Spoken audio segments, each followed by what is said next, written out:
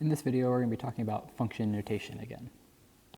So before attempting this video, you have to make sure you're comfortable with all the basics of function notation. So everything that was kind of covered in the fall semester, I should be comfortable with in terms of function notation. All right, so this is the first video in the challenge set for each skill, important skill that we learned throughout the fall. There's also going to be some challenging problems associated with them. All right, these are all things that you're capable of doing, but they're just a little bit past what we did as a full class. But they're all things that you should be able to do if you are comfortable with the stuff that we learned in the fall. So why would you want to do challenge problems? All right, they're not necessarily required. You've already shown that you can do all the basic stuff that we learned in the fall. So why would you do that? One, you're just going to kind of push yourself. It's good to challenge yourself academically for a lot of reasons. But mainly just kind of pushing yourself and seeing how far you can get. It prepares you for the next class a little bit better. It really forces you to understand the basics. Once you start trying to incorporate more things that you're trying to deal with, then it really makes sure you understand the basics. And in general, for math, you don't understand like the class you're currently in until like 2 years later, because you learn a lot more that builds on top of it. So by doing these challenge problems, it kind of accelerates that process. You actually understand the stuff you were doing before a little bit better when you're forced to kind of understand it through the more challenging problems. If you can do the challenging problems, your next math class is going to be easier, because sometimes the next math class is just these challenging problems we're talking about, or again, it builds that basis so that when you have to add on to it for the next class, you're ready to do that. Also, just increases your reasoning skills. This is one of the reasons we learn math at all. Most of the time, you're not going to be using these things we talk about in your daily life, but you always have to think about things logically, which is what math is trying to build, that kind of brain power to do that. All right, so now we're going to look at what can we do differently with function notation that might be, again, I'm calling these challenge problems because they're not necessarily things you have to know in this part of this class, but if you know the stuff that we learned, then it's stuff you can do. So it's kind of building on top of things we already know how to do, but just kind of one step farther. So the first one is going to be something called a composition of functions. And the basic idea is you're putting one function inside of another. And why might we want to do this? If we have one function that gives an output that we then want to put into another function, that would be a composition of functions. So one thing might be like you put in a day of the week, and your first function gives you out the hours you work. Right, so that's a function. You put in Monday, you work 8 hours on Monday. You put in Tuesday, you work 6 hours on Tuesday, whatever. You put in a day, you get out the hours of work. Now your next function takes the hours you work. If you put that into the function, then you get how much money you made. And that makes sense. If I worked 8 hours, I know I made $80. If I work 60 hours, I make $6, whatever. And now you kind of create this composition of functions that goes from your day to your hours, because it kind of just skips that middle step. So that's what a composition of functions is doing. Again, that part you don't really necessarily completely need to understand to do the problems we're about to do. But here's what composition of functions look like. You need the two different functions. So here we have this f of x and this g of x. And we're going to do f of g of x first. So you say this f of g of x. Right? And what does this mean? Well, g of x, this thing inside the parentheses, is 4x plus 1. So I could write that as f of 4x plus 1.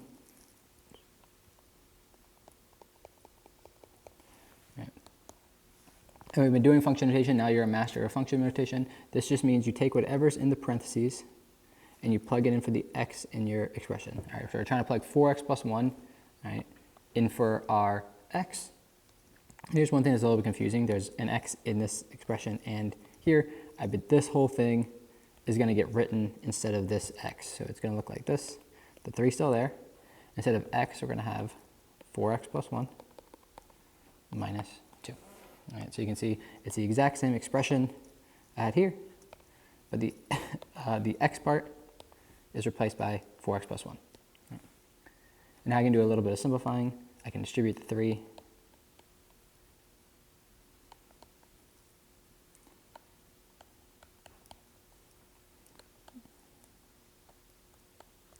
And I can combine the like terms.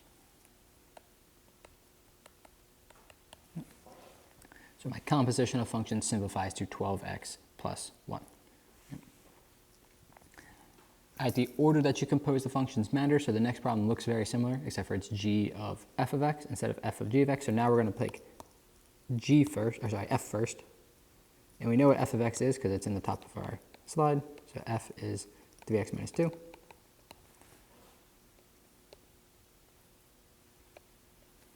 And now we want to take, again, this whole thing, 3x minus 2, and plug it in for this x there in g. So the 4 is going to stay. Instead of x, I'm going to write this whole expression 3x minus 2. And then I have a plus 1. Then just a little bit of simplifying, I can distribute. I get 12x minus 7. Yeah. All right, so these are the composition of functions. We're just kind of putting one function into another. But again, just make sure you're doing it from the inside out, just like when we're doing order of operations. You start inside the parentheses first, and you plug that into the next function. So the next problem, we're just doing the same thing, but we have new function. So now we have this h and this f. So first one, h of f of x, this is going to be h of x squared plus 2x. And again, x squared plus 2x is my whole function f of x. And I'm going to take that expression and plug it in for this x. So instead of writing that x, I'm going to write the whole thing. X squared plus 2x. Generally, when you're plugging things in, make sure you're careful with your parentheses. This problem actually doesn't matter, and then there's no like terms I can combine, so I'm just going to rewrite it without the parentheses. And that's my final answer. All right, so that's the first one. The next one's going to be a little bit more complicated just because of the order we're doing it. Now we have f of h of x. Well, h of x is x plus 2.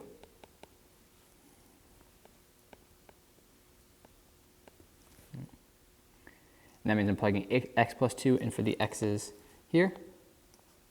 Just the x part. So instead of x squared, I'm going to have x plus 2 squared. Instead of plus 2x, I'm going to have plus 2 times x plus 2. Right. So that's the first big step of kind of understanding the composition of functions part. And next is just simplifying this. Right, x plus 2 squared, you have to remember to FOIL this out. X plus 2 squared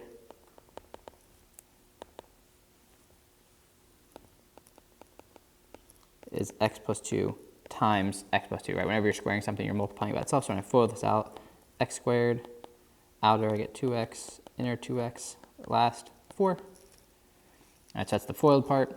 And then this 2 is going to distribute in, so I get 2x plus 4. And I combine all my terms. There's only one x squared term. There's 6 x terms, and there's plus 8 at the end. All right, so this is just kind of composition of functions, same as the last 3 examples we've done. You have to be a bit careful when you're simplifying, especially this one. A lot of people will say x plus 2 squared equals x squared plus 4 because they just kind of square each term, right? But that's not right. All right, so make sure you're not doing that. I can't. All right, and then it's just simplifying enough to get your final answer. All right, so our next part of this challenge problem, so that's half of it doing your composition of functions. That's really kind of focusing on that plugging one function into another thing. All right, the next is just going to be simplifying an expression that requires function notation and kind of manipulating equations. So the slope of a line is our y values on the top over our x values on the bottom. All right, but y values are the same as our function values, right? Function values and y values are the same thing. So I could rewrite my slope formula using function notation. And just to make it a bit simpler, I could do just letters instead of these little subscripts. All right, so this is still the slope of a line. It's just using the function notation version of the y value rather than the original. And I go even one step farther. All right, this looks just like the previous one if this was b, and this is a. And it simplifies kind of nicely on the bottom. Oh, there should be an x, not an h, because that's a. Simplifies nicely on the bottom because the x's cancel out, and we just get h. So this thing here is kind of like a slope. It's just using these kind of extra variables, and it's called the difference quotient. All right, so this formula is always going to be the same. So if you're asked for a difference quotient, you're always going to start with that formula in the blue box. And then your goal for this is you're not going to get like a number answer all the time. Your goal is just to simplify it as much as possible. So this is what we mean with a couple examples. right, so we're going to find and simplify the difference equation for 2x minus 1. All right, so 2x minus 1. Again, we always start with the same thing with our difference equation. F of x plus h minus f of x all over h. Well, f of x plus h, we kind of just practiced this with the composition of function stuff. This means we're taking all of x plus h and plugging for that x there. So it's going to be 2. And whenever you're plugging something in, use your parentheses. So 2 times x plus h. And then minus. Sorry, we have minus 1. So all of this, which I'm going to put in blue parentheses, or blue brackets, is the same thing as parentheses, is f of x plus h. And I'm going to subtract. I'm going to put it in green brackets. All of f of x. Well, f of x is literally written right above what I'm writing right now. F of x is 2x minus 1. All right, and all of this, a lot of people forget this when they're doing the difference quotient. All right, don't forget you have this fraction. All of this is over h. Right. That's the first big step of doing your difference quotient, is just plugging stuff in correctly. And then from here, it's just simplifying. So what can I do? I can distribute that 2 to do 2x plus 2h. I have a minus 1. And a big one is one that people miss a lot, is this negative, because it's applying to all of x. It's going to distribute in. So I'm going to get a minus 2x and then a plus 1. So the biggest mistake is not having that plus 1. I have that negative distributes to that negative 1. The negatives cancel and give me a plus. And the idea is just to simplify. And here a lot of things are going to cancel out. So I have a positive 2x and a negative 2x and a minus 1 and a positive 1. All right, so now my expression just turns into only thing left on the top is that 2h. The only thing left on the bottom is just an h. And now the h's cancel. And the only thing left is a 2. And you can't get much simpler than just a single number by itself, so the answer is just 2.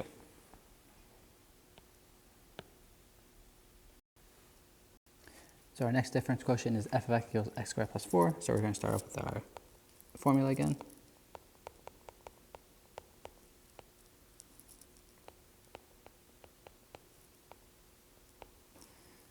We're going to plug in x plus h for x. So instead of x squared, we're going to have x plus h squared plus 4. Then we're going to subtract all of f of x, which is x squared plus 4. And again, whenever I'm plugging something in, I'm substituting something into my expression. I'm always using parentheses. All right, the first big thing, as we saw before, x plus h squared is the same as x plus h times x plus h. You have to remember to FOIL this out.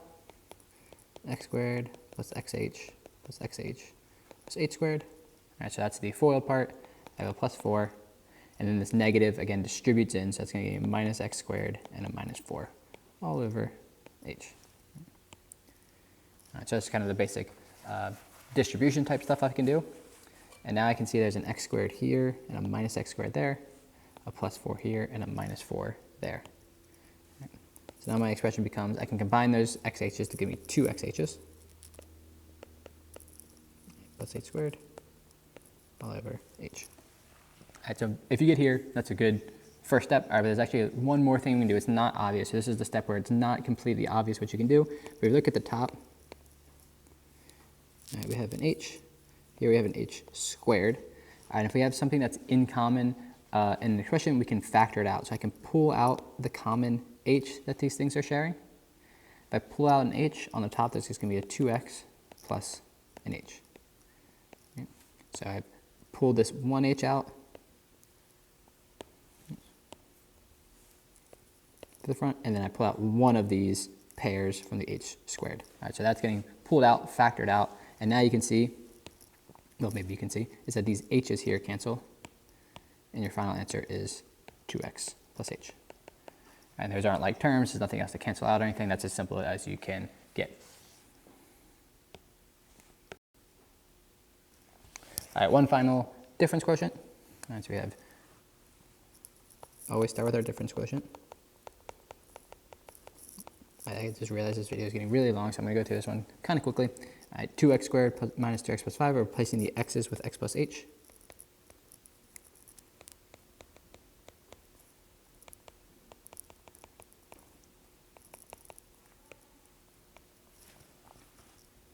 All right, oh, that's just the f of x plus h part. I forgot the minus f of x part. Then we can do our foiling.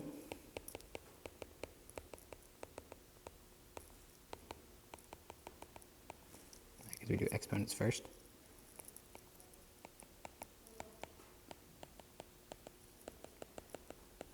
That's all over h. And then we can now do our distribution because multiplication is next.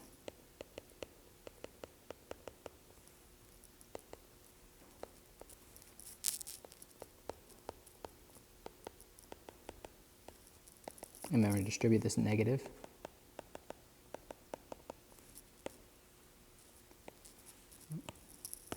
Then we see if some things cancel out. We have a 2x squared and a minus 2x squared. We have a plus 3 and a minus 3x. We have a minus 5 and a plus 5. All right, so now our expression comes a lot simpler. We can cancel the 5.